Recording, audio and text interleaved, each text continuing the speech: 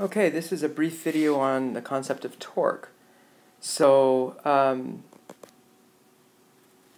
torque basically is equal to the product between the force that you're acting on an object and the distance from which the force is acting from the point of rotation. So if you have an object of a certain length, we'll call that length r, and you apply a force, let's say downward here, the torque is the product of the force times the distance. So if this distance is 2 meters and the force is 5 newtons, then the torque, symbol for torque is tau, has a value of 10 Newton meters.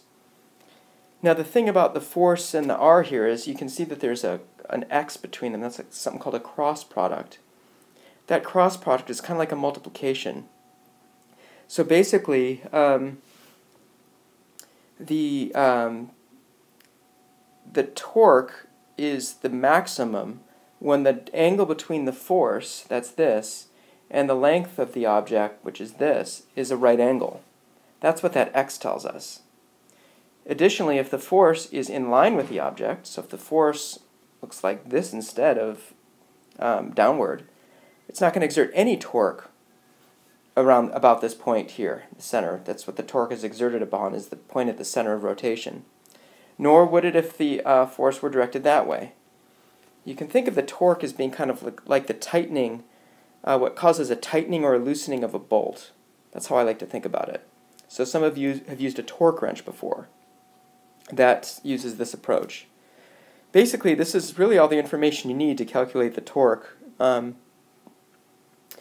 The only other thing I'll say is that if the force and the distance are not lined up, then what you're going to get is F times R times the sine of the angle.